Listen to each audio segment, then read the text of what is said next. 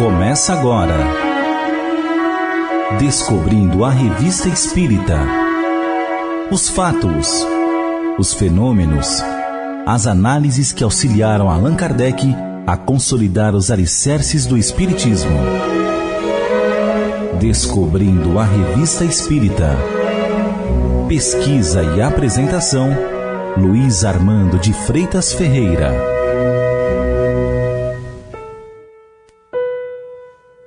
Indiscutivelmente, o Centro Espírita cumpre importante papel na divulgação do Espiritismo.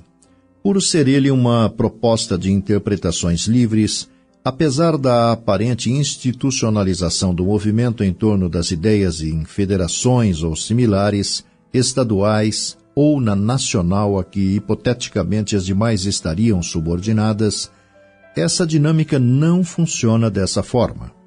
O impulso derivado das duas aparições de Chico Xavier em programas de televisão no ano de 1971, marcos na época das pesquisas de audiência, resultou no surgimento de inúmeros centros espíritas em cidades e regiões em que as atividades práticas inspiradas na doutrina espírita aconteciam em garagens ou salas de visita de residência de seguidores. Consequentemente, algumas dessas instituições foram ampliando atividades e absorvendo trabalhadores, transformando as casas em polos de assistência espiritual e material através de departamentos ou setores de assistência social.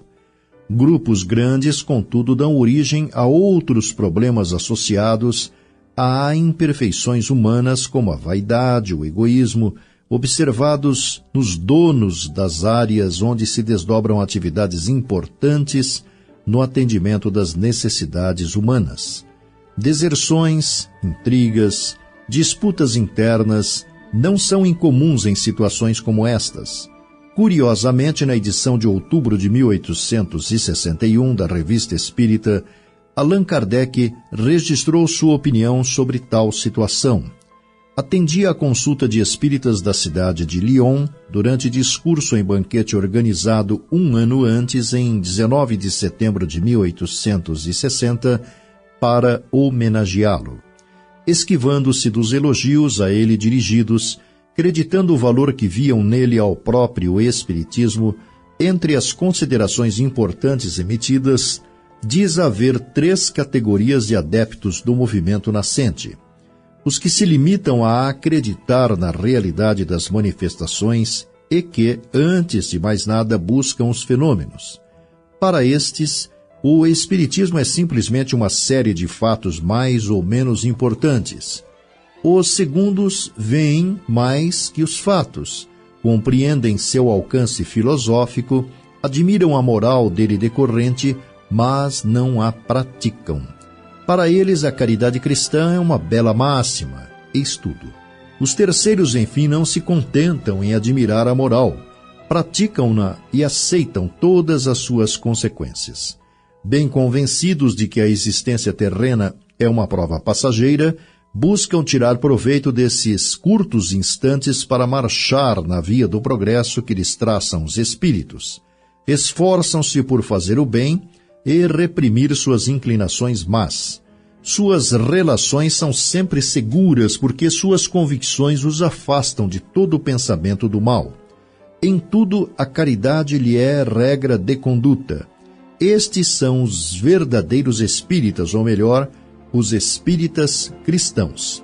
Prevenindo que seu parecer não passava de opinião pessoal, passível de ponderação de cada um, a propósito da intenção dos anfitriões de formar uma grande sociedade, acrescentou: sabe-se que as melhores comunicações são obtidas em reuniões pouco numerosas, nas quais reina a harmonia e uma comunhão de sentimentos.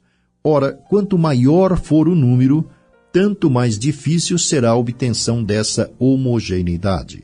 Ao contrário, os pequenos grupos serão sempre mais homogêneos. Todos se conhecem melhor, estão mais em família e podem ser melhor admitidos àqueles que desejamos. E, como em definitivo, todos tendem para o mesmo fim, podem entender-se perfeitamente e entender-se-ão tanto melhor quanto não haja aquela discordância incessante que é incompatível com o recolhimento e a concentração de espírito. Os maus espíritos que buscam incessantemente semear a discórdia, irritando suscetibilidades, terão sempre menos domínio num pequeno grupo do que num meio numeroso e heterogêneo. Numa palavra, a unidade de vistas e sentimentos será aí mais fácil de se estabelecer. Pondera que a multiplicidade de grupos tem outra vantagem. Há de obter uma variedade muito maior de comunicações pela diversidade de aptidões dos médiuns. Que essas reuniões parciais comuniquem reciprocamente o que elas obtêm, cada uma por seu lado, e todas aproveitarão assim os seus mútuos trabalhos. Do ponto de vista da propaganda, é ainda um fato certo. Não é nas grandes reuniões que os neófitos podem colher elementos de convicção, mas bem na intimidade. Há, pois, um duplo motivo para preferir os pequenos grupos que se podem multiplicar ao infinito.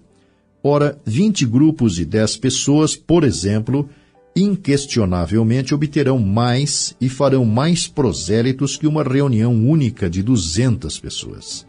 Falei há pouco das divergências que podem surgir e disse que essas não devem criar obstáculos ao perfeito entendimento entre os centros. Com efeito, essas divergências só podem dar-se nos detalhes e não sobre o fundo. O objetivo é o mesmo, o melhoramento moral. O meio é o mesmo, o ensinamento dado pelos Espíritos. Você ouviu Descobrindo a Revista Espírita. Pesquisa e apresentação, Luiz Armando de Freitas Ferreira.